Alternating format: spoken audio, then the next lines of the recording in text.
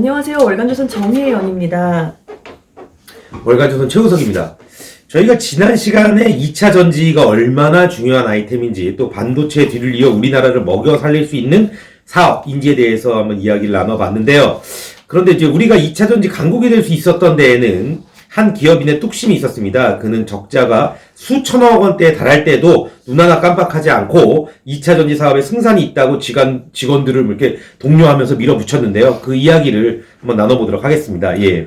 네, 오늘날 지금 2차 전지를 우리나라 기업들이 선점하면서 글로벌 시장에서 굉장히 마켓쉐어 부분에서 굉장히 앞서 나가고 있는데요. 네. 사실 우리 기업들이 이렇게 할 수 있게 많이 리드를 한 것은 사실 LG그룹입니다.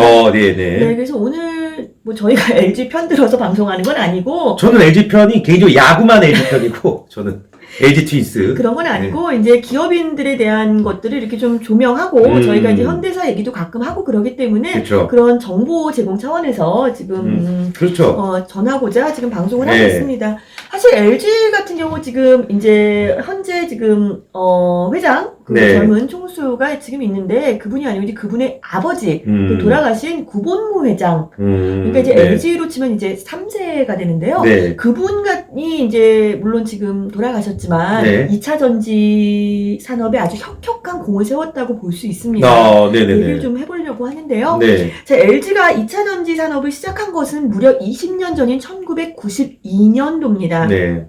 그때 이제 구본무 회장이 영국 출장을 갔다가 네. 그때는 우리가 이제 쓰고 버리는 배터리만 있던 시절인데 충전을 하면서 계속 반복해서 쓸 수 있는 배터리를 보고 너무 놀라신 거죠. 그래서 저게 얘기가 되겠다 네. 싶어서 오자마자 출장길에서 돌아오셔서 럭키 금속, 그때 네. 럭키 그룹이었잖아요. 네. 근데 1992년에는 럭키 금속에 연구를 시킵니다. 네. 그래서 이제 럭키 금속이 연구를 시작해서 이제 1995년부터 독자적인 개발에 착수를 하는데요. 정말 2차 전지라는 거, 그러니까 2차 전지도 그땐 그런 명칭도 아니었고 충전 배터리라는 거를 네.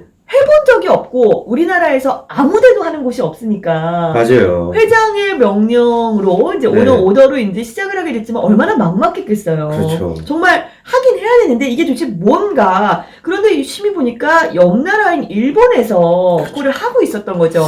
제가 기억이 나요. 그 어린애들이 갖고 노는, 제가 어렸을 때 네. 이제 RC카를 갖고 네네네. 노는데, 거기 이제 배터리가 많이 나가잖아요. 네, 네, 그래서 맞아요. 일본 충전 배터리가 되게 유행을 했었어요. 네, 그래서 일본 충전 배터리 있는 애들을 되게 부러워하고 했었거든요. 그러니까 이제 그건 아마 그렇죠. 일본 게 네. 있어야지만 그게 네. 잘 수 있으니까. 거기는 이제 요만한 배터리가, 그 리모트 컨트롤 카. 네, 그게 네. 이제 충전이 되는 거였죠. 그렇죠. 충전기에 넣어서. 근데 네. 지금은 너무 우리가 당연하게 생각하지만 그렇죠. 진짜 1990년대 초반에 충전하는 배터리를 충전해줬습니다. 이거 정말 되게 충격이었잖아요. 그렇죠. 자, 그래서 이제 LG 연구원들 정말 일본 업체를 따라다니면서 네. 정말 끈질기게 막 정말 설득하고 정말 고군분투했다고 들었어요. 네네, 그리고 그렇겠죠. 이제 구본무 회장도 이제 정말 챙기시고 네. 정말 이게 어떻게 돼가고 있냐. 그러다가 LG가 이제 사업에 이제 어쨌거나 착수한 지 5년 만인 1997년에 네. 소형전지라는 걸 이제 파일럿 생산을 해요. 네, 그 아까 제가 말씀드린 아마 그런 전지일 거예요. 소형전지. 예. 그런데 이게 문제는 생산은 했는데 만들 수는 있는데 이게 대량 생산을 해야지 팔 텐데 네. 대량 생산이 안 되는 거예요. 거기다가 또 그렇게까지 할 수 있는 기술력도 없었고, 그러니까 말 그대로 진짜 샘플을 몇 개 만든 선이었죠. 그런데 그 5년을 돈을 쏟아붓고 했는데 정말 샘플 고작 몇 개 만들었으니 어땠겠습니까? 뭐 어마어마했겠죠, 손해가. 기업 입장에서 봤을 때는. 그리고 이제 직원들 네. 상위도 떨어지고 네. 그래서 이제 이건 좀 아닌 것 같습니다라고 했을 때 네. 구본무 회장이 네. 포기하지 말고 길게 봐라. 꼭 성공할 수 있다는 확신을 가지고 다시 시작해라. 오히려 직원들이 저희가 좀 힘들 것 같습니다. 근데 회장이 나서서 네. 할 수 있다라고 얘기를 합니다. 네. 그러면 직원들이 정말 회장이 저렇게 기대하고 있는데 다시 또 이 약물과 한번 해봐야 되겠죠. 원래 이게 정상적인 기업이면 네. 힘들다고 얘기를 안 하고 계속 할 텐데, 또 이게 약간 자유로운 모양이네요. 기업 분위기가. 예. 좀 안 되겠다. 저의 이실직고를 한 거죠. 예. 자, 그리고 나서 그 해에 겨울이 되어서야 LG 화학, 이제 그때부터 LG 화학이 맡아서 했는데요. 네. 세계 최고 용량, 세계 최경량, 가장 가벼운 시제품을 양산하는 데 성공합니다. 네네네. 그리고 이로부터 4년 뒤에 노트북용 원통형 리튬이온 배터리를 세계 최초로 양산을 합니다. 근데 여기까지 오기까지 10년이 걸린 거죠. 근데 이제 보면 2001년도에 노트북용 원통형 리튬이온 배터리를 세계 최초로 양산했잖아요. 이렇게 보면은 별거 아닌 것 같은데 20년 전이에요. 그렇죠. 그러니까 엄청 빠른 거죠. 그렇죠. 굉장히 빠른 거죠.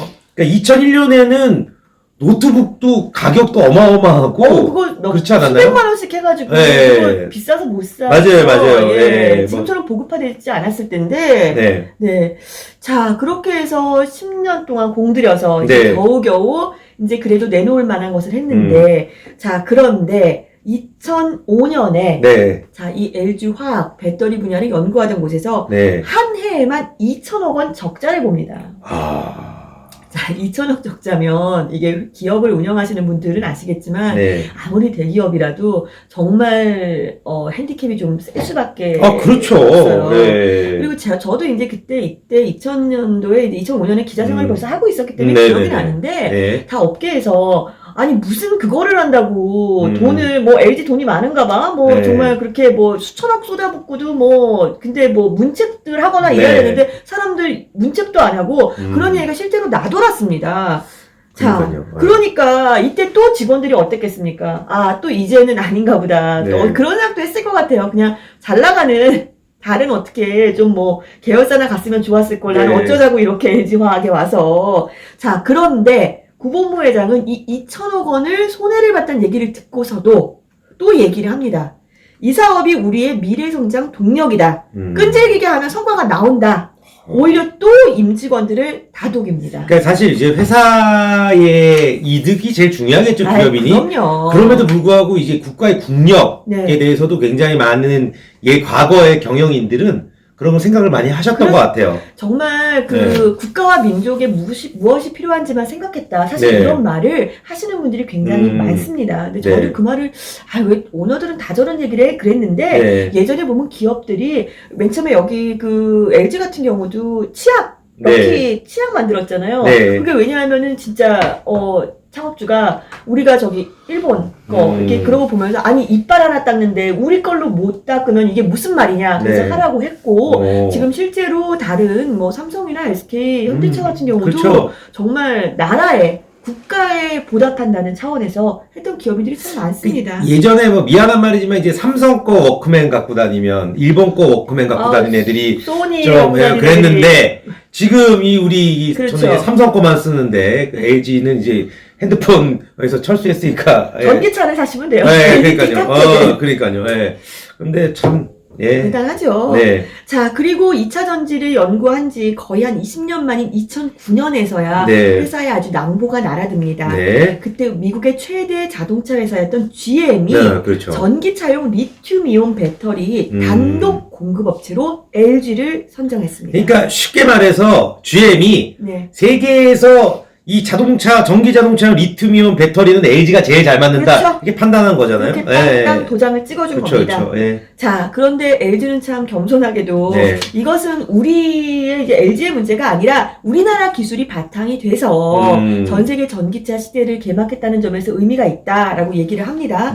자, 그런데 뭐 그냥 이게 그냥 된 건 아니고 사실 보면 LG가 배터리를 만들면서 계속 무슨 자동차 경주대회 같은 데다가 후원도 하고 출전을 해요. 그래서 이 LG 배터리를 탑재한 전기차가 막 우승을 하고 이럽니다. 그러니까 완성차 업체들이 저 배터리 잘 만드나 보네. 당연히 눈독을 들일 수밖에 없었겠죠. 그래서 그렇게 탄생한 것이 사실상 세계적인 최초의 전기차인 GM의 쉐보레 볼트라는 차가 LG 배터리를 장착하고 GM 로고를 달고 세상에 나옵니다. 이게 그러니까 하이브리드카가 아니라 순수한 이제 전기차죠. 그러니까 이런 걸 만드는 경험이 있으니까 이제 지금 이제 2차 전지 이 판에서 굉장히 LG가 선전할 수 있는 것 같은데 사실 이제 후발주자가 이제 먼저 뛰어든 이제 선발주자를 이기는 경우가 있으나 어렵잖아요, 사실. 그렇죠. 뭐 이거 쉬우면은 뭐 다 따라하게요. 어려운데 지금 또 LG 같은 경우는 이제 뭐 배터리의 핵심 경쟁력인 양극재, 분리막 분야에서 세계 최고의 기술력을 갖고 있고요. 지금 그래서 LG 고유 기술로 한국 한국이나 미국, 일본, 뭐 유럽 같은 데서 800개 지금 특허를 갖고 있습니다. 네. 그러니까 이런 것들이 이제 발판이 되어서 지금 하는 건데, 저희가 이런 방송을 할 때마다 그 기업인들, 네. 특히 이제 돌아가신 또 창업주 세대들이 이제 정말 어떤 생각을 갖고 진짜 보국의 심정으로 사업을 하셨는지 정말 그분들의 결단 앞에서 좀 숙연해지기도 합니다. 네, 뭐, 이 숙연한 얘기를 했는데, 이 클로징 멘트로 약간 농담 섞인 걸 얘기해서 좀 죄송하긴 한데, LG가 이렇게 지금 정혜영 기자가 말씀하신 얘기를 들어보면 굉장히 뚝심 있게 사업을 밀어붙이는 것 같습니다. 개인적으로 저는 이제 야구 광인데, LG 트윈스의 열렬한 팬인데, LG 트윈스도 좀 뚝심 있는 야구를 좀 보여줬으면 좋겠습니다. 예. 사신 방송이에요. 네, 이번 시간 여기서 마치도록 하겠습니다. 감사합니다.